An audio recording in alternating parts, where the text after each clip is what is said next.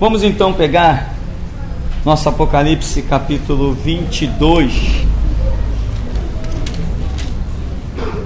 Diz: então me mostrou o rio da água da vida, brilhante como cristal, que sai do trono de Deus e do Cordeiro.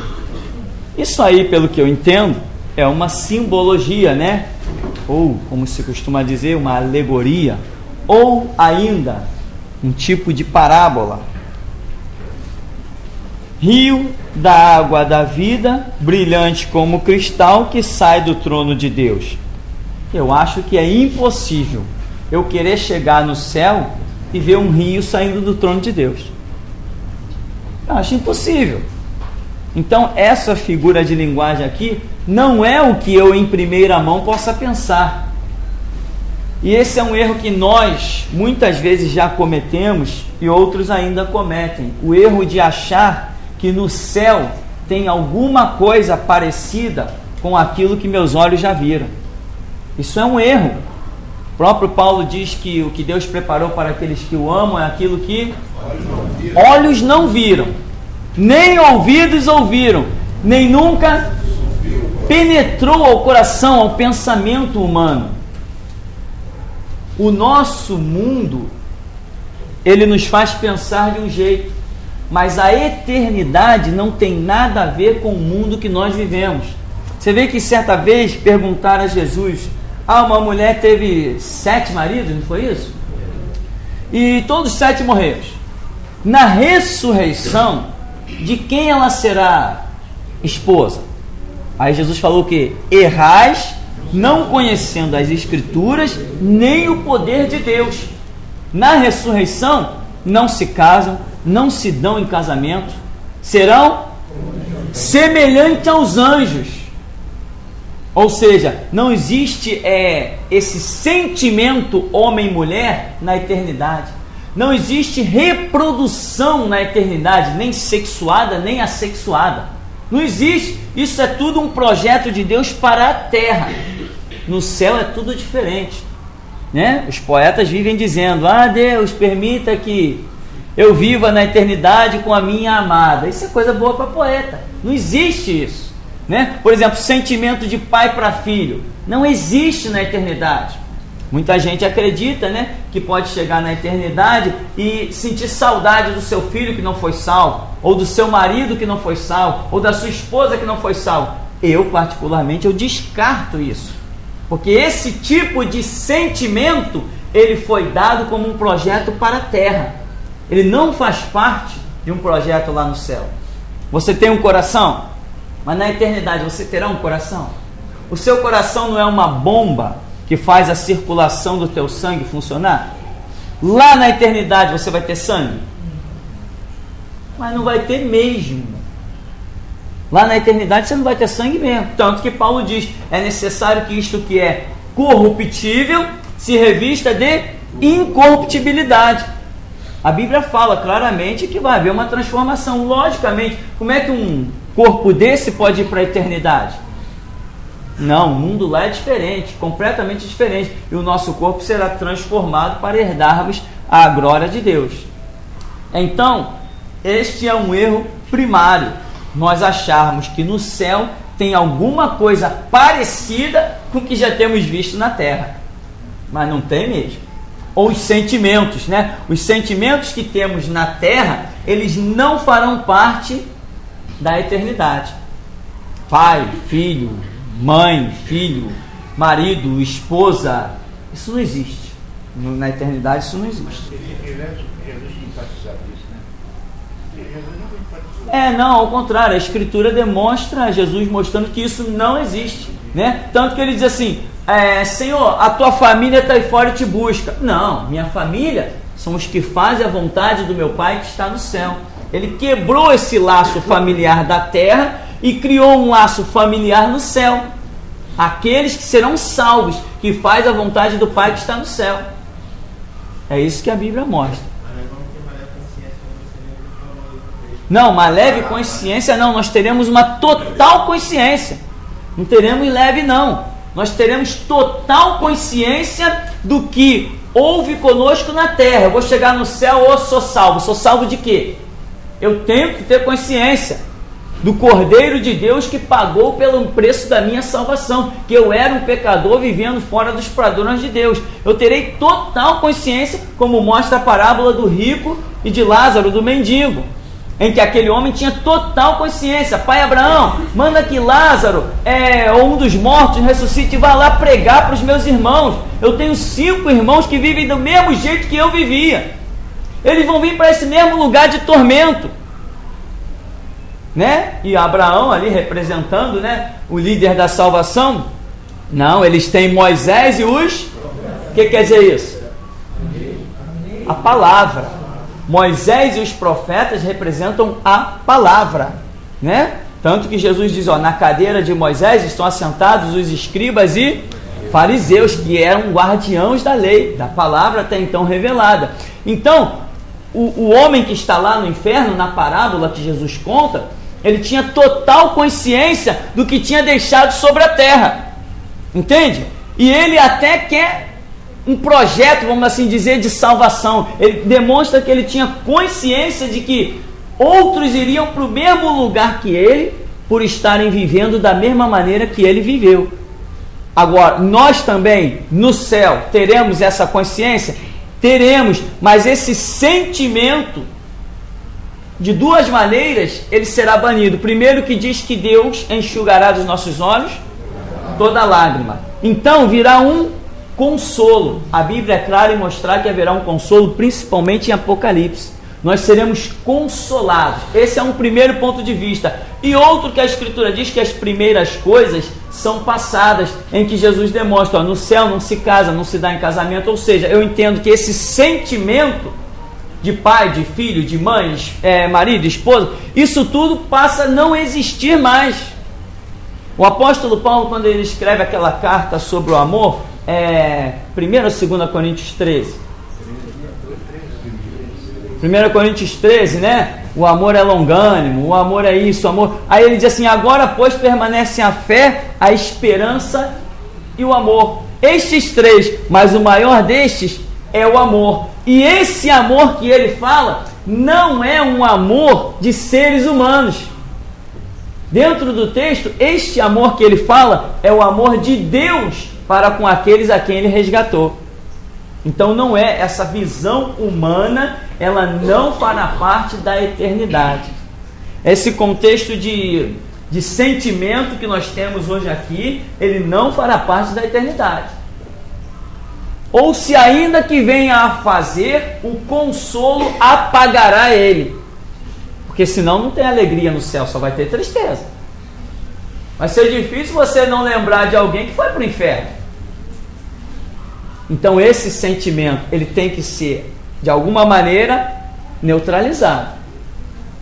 E no último estágio nós podemos lembrar que a própria Apocalipse diz que Deus enxugará dos seus olhos toda lágrima. Quer dizer, Deus vai apagar toda a tristeza, todo o pranto, todo o lamento, toda memória de tristeza será apagada. Apagada em que sentido? Não apagada no sentido que some, não é isso, mas no sentido que entra um consolo, e este consolo é maior que as lembranças ruins. Agora, pensar que a tua consciência de alguma maneira vai ser apagada, isso para mim é fora da realidade, não vai ser mesmo. Então, no verso 2, no meio da sua praça, de uma e outra margem do rio, está a árvore da vida, que produz 12 frutos, dando o seu fruto de mês em mês. E as folhas da árvore são para a cura dos povos. Nunca mais haverá qualquer maldição. Nela estará o trono de Deus e do Cordeiro. Os seus servos o servirão, contemplarão a sua face, e na sua fronte estará o nome dele. Então já não haverá noite, nem precisam eles de luz de candeia, nem da luz do sol, porque o Senhor Deus brilhará sobre eles, e reinarão pelos séculos dos séculos. Lembrando ainda sobre a questão da cidade, você vê que aqui disse assim, no verso 3, nunca mais haverá qualquer maldição, nela estará o trono de Deus. Nós começamos lendo aqui, a partir do verso 9, falando sobre a Nova Jerusalém, e ainda estamos falando da cidade, que nessa cidade estará o trono de Deus. Então, não é uma cidade terrena. Deus não vai tirar o trono dele lá do céu e botar na terra. Não tem sentido. É como que ele, sei lá, mudando a morada dele, vamos assim dizer. Não, a Bíblia tem um projeto de nos levar para o céu e não de trazer o trono de Deus para a terra. Então, essa cidade celestial, para mim, ela é algo que está na eternidade e nós vamos para ela. Não é ela que virá a nós. Somos nós que iremos para ela. Sim. Você diz que os corpos serão ressuscitados. Serão ressuscitados? Sim. Então é a parte material, né? Sem dúvida. A gente ainda vai ter essa essência material, essa coisa física. Não, os nossos corpos serão ressuscitados. Isso, vão ser levados, vão ser o espírito. Sim. Estou falando isso depois da morte. Isso, depois da morte. A gente ainda vai ter isso físico. Não teremos esse físico. Esse físico será transformado no momento da ressurreição. Não será mais esse corpo físico. Não teremos mais um tímpano. Não teremos mais córnea. Não teremos mais retina. Não teremos mais isso. O que é hoje o tímpano? Por que você precisa do seu tímpano? Cientificamente está provado, né? Nós aqui, por que você está me ouvindo? Entre eu e você existe o quê? Oxigênio. As minhas cordas vocais vibram, eu faço elas vibrar. Se você botar a mão aqui quando você está falando, você sentirá uma vibração fortíssima. Elas vibram dentro de um potencial de fala inato que Deus criou em mim. Elas vibram as moléculas de oxigênio, vai batendo uma molécula na outra, bate no seu tímpano, aqui dentro do seu ouvido, emite uma vibração que pega no teu sistema nervoso, joga uma mensagem para o teu cérebro. Isso tudo aí na velocidade de um carro de Fórmula 1, né? Desses bem doido mesmo, né? Então, quer dizer, você vê que é instantâneo. Eu falo aqui, você ouve aí. Mas, se eu estiver numa distância grande de você, você vai ver que eu falo e você demora para me ouvir. Porque dependeu das moléculas virem vibrando, que nem cavalo doido, uma na outra, até chegar no seu tímpano. Época que soltam fogos. Às vezes você vê aquele negócio luminoso, sobe assim no céu, ele explode. Você não ouve nada. Daí a 5, 6 segundos, você escuta aquilo. Bum! Por quê? Que aquilo explodiu lá longe e você demorou um tempo para ouvir. É todo o sistema de vibração das moléculas de oxigênio para chegar até o seu tímpano e você poder traduzir com o teu cérebro aquela mensagem que você recebeu. No céu tem oxigênio? Então você não vai precisar de tímpano. Entende? O mundo espiritual não é nada do que nós podemos pensar. Carne e sangue não herdarão o reino de Deus. A carne e o sangue não herdarão o reino de Deus, porque dizem alguns, desculpa a expressão, ignorantes, dizem que a carne e o sangue não herdarão o reino de Deus, porque a carne e o sangue é pecaminosa. Não, meu corpo é santo. Foi Deus que me deu ele. Ele não é um corpo pecaminoso. Não é o meu corpo que me leva a pecar. O que me leva a pecar? A minha consciência. O meu corpo não age, não tem vida própria. É essa cabeça aqui que determina. Se eu disser não vou andar, eu não vou andar, corpo. Tu vai ficar aí até alcançar e cair duro aqui. Não é assim que funciona? Se eu disser não vou fazer, eu não vou fazer. Não adianta o corpo dizer eu quero fazer. E as pessoas colocam justamente isso. Como que, né, Jesus falou assim, o espírito na verdade está pronto, mas a carne é fraca. Jesus está falando de quê? Ele foi lá e pediu, orem comigo. Os discípulos, ele reconhece que os discípulos queriam orar, queriam estar junto com ele, mas a Bíblia diz que eles estavam cansados e sobrecarregados, já era alta hora da noite, então eles não conseguiram, como Jesus, vencer o sono, e quando Jesus voltava, pegava eles dormindo. Isso aconteceu umas 2 ou 3 vezes, aí Jesus falou, na verdade, o Espírito está pronto, eles já tinham recebido a palavra, eles já tinham desejo, mas a carne, naquele momento, era fraca. Então ele começa a deixar ensinamento, vigiar e orar e buscar, quer dizer, se fortalece. Fortalece, você vê que tem homens de Deus que atravessam madrugada lendo. Isso não é com 2 conversas. Homens de Deus atravessam madrugada orando. Isso não é com alguém com 1 semana de igreja, nem com alguém que vive a sua vida. Isso é um exercício tremendo. Então, o que acontece? Ali está dizendo que o espírito está pronto e a carne é fraca. E alguns utilizam esse texto fora do seu contexto para dizer que nós, espiritualmente, somos santos, mas o nosso corpo é pecaminoso. Aí Paulo diz assim, como é que Paulo diz lá em Gálatas 5, 16, 17? Erei no espírito, jamais andar no espírito, não, dá uma olhadinha aí em Gálatas capítulo 5. Andar no espírito. Nós temos uma passagem em que as pessoas distorcem de uma maneira, até dá para entender quando a pessoa... A carne milita com o espírito. Sim, isso, é 5:17. A carne milita ou luta contra o espírito e o espírito contra a carne. Você está me vendo em alguma luta aí? Olha para mim. Estou eu aqui brigando que nem um doido contra mim mesmo? Não, eu estou em paz e harmonia. Como é que a carne luta contra o espírito e o espírito luta contra a carne? Agora, se você reparar, esse espírito aí está com letra maiúscula. Então não é o meu espírito. Que espírito é esse? Ou seja, Paulo está demonstrando, se você observar o contexto anterior do texto, o homem natural, que é chamado na escritura de carne, carnal, o homem natural luta contra o espírito aí com letra maiúscula, que é o Espírito Santo.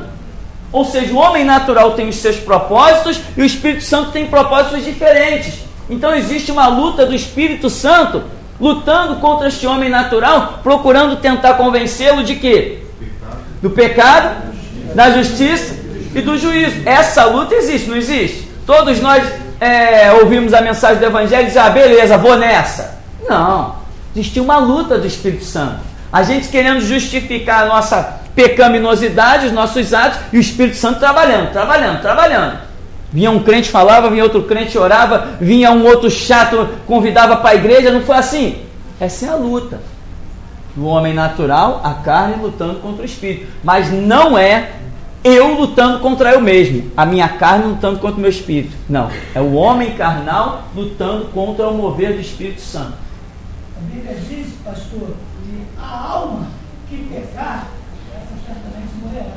Sim. Então dá a entender que esse intelecto, essa vontade do homem está na alma, a sede do livre-arbítrio do homem. É uma expressão. A luta da alma com o espírito que é em nós. Sim. É uma expressão interessante a ser analisada quando a Bíblia diz a alma que pecar, esta também morrerá. Porque hoje nós realmente temos entendido isso, que as nossas capacidades de raciocínio, a nossa faculdade mental, ela gira no campo da alma. Entendeu? As nossas vontades, as nossas emoções, isso está no campo da alma. Então a Bíblia diz, a alma que pecar, essa morrerá, né? Não é o corpo não será condenado ao inferno. Esse corpo em si, ele vai sofrer uma transformação, mas não é porque ele é pecaminoso. Não, porque o meu corpo não peca, né? O meu corpo não peca. Tanto que você vê que, não sei se você já pôde observar alguma experiência de arrebatamento de algumas pessoas, quando o espírito sai do corpo, que a pessoa fica ali no chão, ela fica completamente inerte. Eu já tive essa experiência de ser arrebatado e o meu corpo ficou lá no chão, completamente quieto lá. Na verdade não ficou quieto porque houve uma operação, meu corpo quicava assim no chão, né? Que nem ficava assim pulando no chão, que não tem como explicar aquilo. Mas o corpo ali, ele não ia fazer nada. até que eu recebi uma ordem do anjo de voltar para o meu corpo, tornar a ter vida, se levantar, senão eu ia ficar lá. Pastor, porque estudando a palavra, a gente vê que o homem é um ser triuno, né? Sim. Formado de espírito, alma e corpo. Uhum. Quando houve a queda do homem, praticamente o espírito do homem, ele ficou morto dentro dele, podemos dizer, adormecido. Não. Não, né? Me permita interromper o irmão. Essa visão de Watchman Nee, ela está fora da realidade. Por quê? Se nós entrarmos para esse campo, a Bíblia diz que o nosso espírito estava morto em quê? Nos seus delitos e pecados. Então ele está vivo ou está morto? Se ele está cometendo delito e pecado, ele está vivo ou ele está morto? Ele não está morto. Morto é alguma coisa que está inerte, não está conseguindo mais se expressar, não está conseguindo mais se mover, não está conseguindo mais fazer nada, morto. Mas quando Paulo diz que nós estávamos mortos, lá em Gálatas 2:1, em Efésios 2:1, melhor dizendo, ele diz que nós estávamos mortos no nosso delito e pecado. Ou seja, eu na minha essência, não no meu corpo, mas na minha essência, estou praticando delitos e pecados. E isso é morte. Não uma morte de inércia, mas uma morte em que eu perdi a comunhão com Deus. No Espírito Santo não testificaria para nós. Watchman Nee, ele escreve coisas maravilhosas e profundas, mas ele faz parte de uma dispensação um pouco distante. Nesses últimos tempos, Deus tem tido muita misericórdia de nós. Nós temos conseguido compreender coisas na Escritura que nenhum homem antes de nós conseguiu. Nenhum homem antes de nós conseguiu. E eu tenho muito consciência disso. Eu tenho dito assim, aquele que quiser me testar, eu falo isso na rádio, pode vir, sentar e fazer sua pergunta. Porque o que Deus tem feito conosco é assombroso. Deus nos tem dado graça e misericórdia para compreender a Escritura. Então, vamos dar uma seguida aqui, não vamos entrar em assuntos tão profundos, senão a gente não vai terminar essa Jerusalém hoje. Então, mas foi muito boa observação, hein, irmão? Uma benção. Diz aqui, não haverá mais maldição, o trono de Deus vai estar lá. Então já vimos que é uma cidade, se o trono de Deus vai estar lá, por que vai ser uma cidade natural? Aí, enfim, lá no verso 5, não haverá noite, não precisam de luz de candeia, nem de luz do sol, o Senhor Deus brilhará sobre eles, reinarão pelos séculos dos séculos. Aí vem, no verso 6, diz, disse-me ainda, estas palavras são fiéis e verdadeiras. O Senhor, o Deus dos espíritos, aí ó, a expressão, tá vendo? O Deus dos espíritos dos profetas, enviou seu anjo para mostrar aos seus servos as coisas que em breve devem acontecer. Diz que em breve, amém? Já passaram 2000 anos, deve estar perto. Eis que venho sem demora. Bem-aventurado aquele que guarda as palavras da profecia deste livro. Veja bem, bem-aventurado aquele que guarda as palavras da profecia desse livro. O próprio livro, Apocalipse, já significa o quê? O título já significa revelação. Então veja que tem pastores por aí que se negam a procurar estudar. Quando as pessoas vêm falando, os membros da igreja perguntam alguma coisa de Apocalipse, o pastor já vai entrando de machado na raiz da árvore. Não, irmão, Apocalipse ninguém entende. Pô, peraí, como é que aqui está escrito? Bem-aventurado que guarda as palavras da profecia deste livro. Deste livro aqui não está se referindo a Gênesis, Êxodo, Levítico, Número, Deuteronômio. Não é isso. Este livro está sendo especificamente Apocalipse, que está sendo revelado ao apóstolo João. Este livro significa o livro de Apocalipse. Então, é necessário buscar o conhecimento. O conhecimento não vai cair na tua cabeça. Não vai. Você vai ter que buscá-lo. A Bíblia compara a palavra do Senhor Jesus a pérola. Você acha pérola em qualquer canto? Você não tem que se esforçar? Pérola está onde? As pérolas mais preciosas não são aquelas do fundo do oceano? E para você chegar lá, qualquer um chega? Eu não consigo mergulhar meio metro de profundidade, você? Então quer dizer, você vai precisar de outros recursos.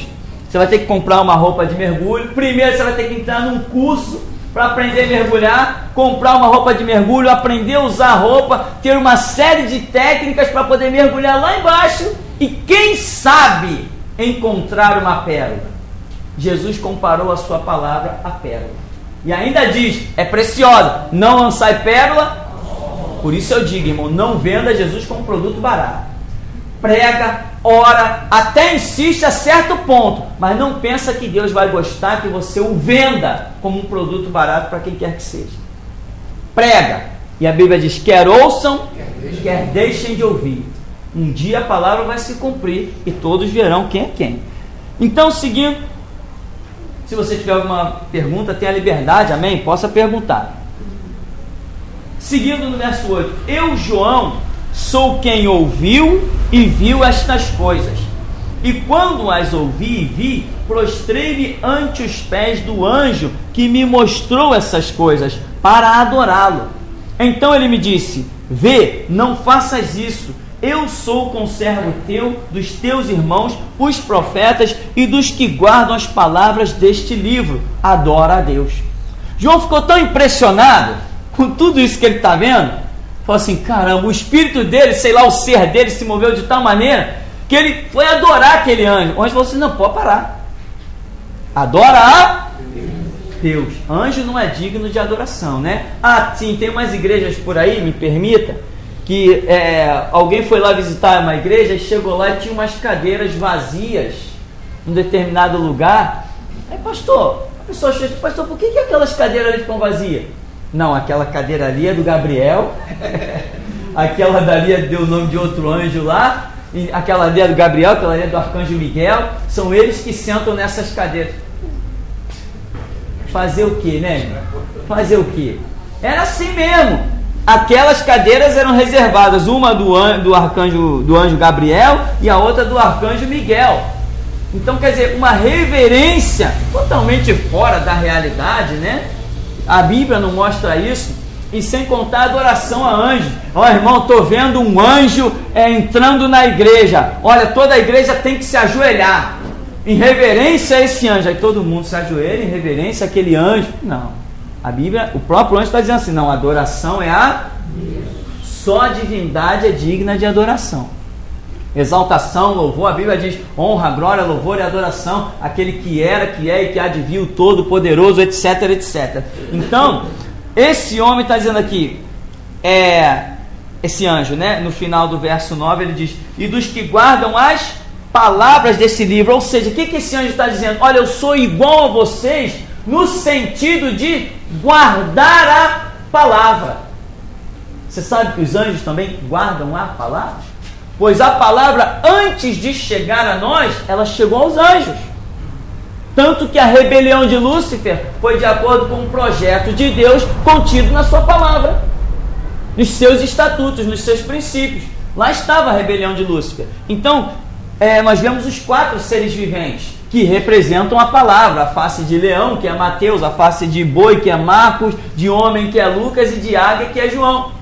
Então, a palavra primeiro já trabalhou na eternidade, fez a separação dos anjos, arcanjos, querubins e serafins, em que 1/3 se rebelou, não guardando a palavra, indo após Lúcifer, os outros 2/3 permaneceram fiéis, né? Assim essa palavra foi trazida também à terra, e aí está fazendo também seleção.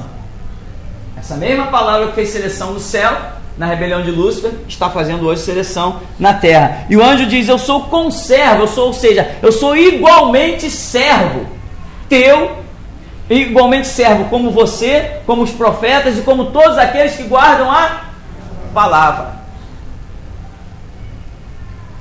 Aí diz, adora a Deus. No verso 10, disse-me ainda, não seles as palavras da profecia deste livro, porque o tempo está próximo. Quer dizer, ô João, não é para selar, isso aí não é para guardar, isso aí é para divulgar, né? O tempo está próximo. Quer dizer, hoje já passaram 2000 anos e a revelação já era que era breve, que era próximo. Imagina agora, hein? Continue o injusto fazer injustiça, continue o imundo ainda sendo imundo, o justo continue na prática da justiça e o santo continue a santificar-se. Eis que venho sem demora, e comigo está o galardão que tenho para retribuir cada um segundo as suas obras. Não está falando de salvação, está falando de galardão. Galardão é galardão, salvação é salvação. E ele está falando que o galardão é segundo as suas obras. Você será recompensado por suas obras, né? Por isso Paulo diz que sede firmes e constantes, sempre abundantes no Senhor, sabendo que o vosso trabalho tem recompensa no Senhor, né? 1 Coríntios 15, 58, 1 ou 2 Coríntios. Então, Jesus nos recompensará, nos galardoará pelas nossas obras. Aí ele diz, eu sou o alfa, o ômega, né? 2 letras do alfabeto grego, primeira e última letra. O primeiro e o último, o princípio e o fim. Bem-aventurados aqueles que lavam as suas vestiduras no sangue do Cordeiro, para que lhes assista o direito à árvore da vida. E entrem na cidade pelas portas. Fora ficam os cães, os feiticeiros, os impuros, os assassinos, os idólatras e todo aquele que ama e pratica mentira. Eu, Jesus, enviei o meu anjo para vos testificar estas coisas às igrejas. Eu sou a raiz e a geração de Davi, a brilhante estrela da manhã. O Espírito e a noiva dizem, vem, porque é noiva ainda, amém? Aquele que ouve, diga, vem.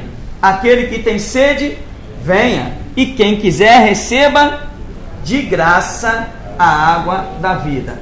Vê que aqui ele diz, eu enviei o meu anjo para vos testificar estas coisas nas igrejas, ou às igrejas. Quem seria esse anjo? Quem seria esse anjo?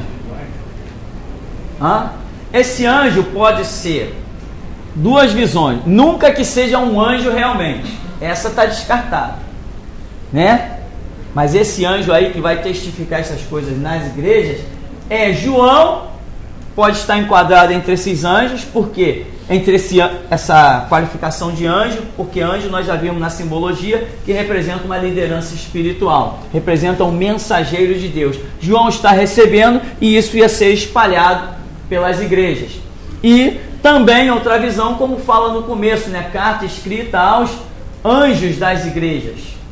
Então, quer dizer, aquele que prega isso está enquadrado como um anjo, como um mensageiro de Deus, testificando isso na igreja, né? Veja que aqui diz o que? Para vos testificar estas coisas às igrejas.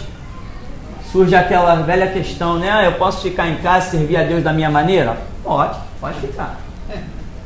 No versículo 17 aqui na revista corrigida, está o Espírito e a esposa. O Espírito e a esposa diz, eu estava lendo esse texto. E eu fiquei ontem até bem tarde, quase 1h da manhã, para ler esses 2 capítulos nas 3 versões e conferir as palavras do original. Tem palavras aqui bem diferentes, muito diferentes de alguns textos que nós passamos, mas eu não entrei em detalhe. E realmente aí fala, a esposa, mas a versão mais fiel fala a noiva. Essa versão é o que? Revista e corrigida? Revista e corrigida. Essa versão revista e corrigida, infelizmente, ela tem uma linguagem muito culta, normalmente usada segundo a pessoa do plural, voz, etc., né? Fartiei, um monte de coisa assim complicada, e ela foi muito divulgada por causa desse conteúdo literário. Mas hoje, quando as pessoas me perguntam que versão bíblica usar, eu recomendo a versão revista e atualizada. Para mim, ela é hoje uma das mais fiéis, né? Porque eu tenho comparado bastante com aquela tradução linear do grego, e eu tenho visto que esta versão revista e atualizada, ela está bem mais aprimorada da realidade. Tem textos até que mudam o sentido, para você ver que a palavra mudou o sentido. Muda completamente. Muda. Não que isso, às vezes, dependendo da situação, por exemplo, na questão do jejum. O jejum tem assassinado um monte de gente, porque a pessoa foi levada pelo texto a acreditar que realmente, se ela ficasse de estômago vazio, ela ia ficar mais forte espiritualmente, quando na verdade esse princípio não existe na Escritura.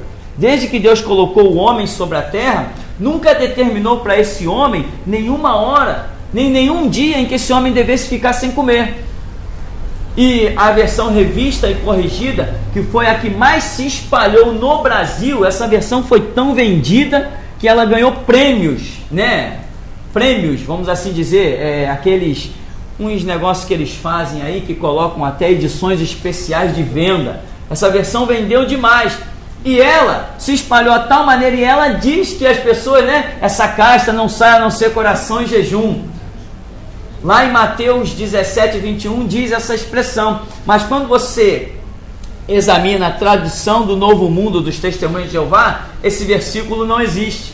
Eu examinei há poucos dias uma tradução da Vulgata, que é uma tradução que foi aceita pelo catolicismo na época, não tem esse versículo.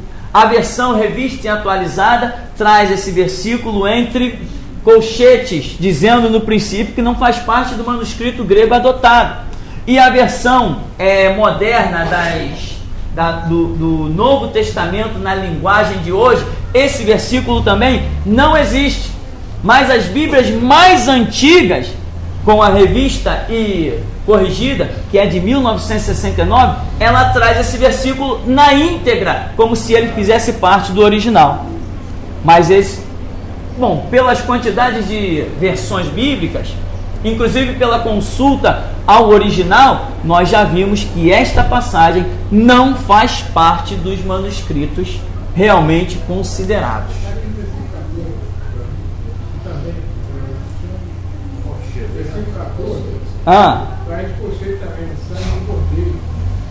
Sim, aí por exemplo está aquela velha ditado que eu estava comentando no começo, né? Bem-aventurados aqueles que lavam as suas vestiduras, aí pularia direto, para que lhes assista o direito à árvore da vida.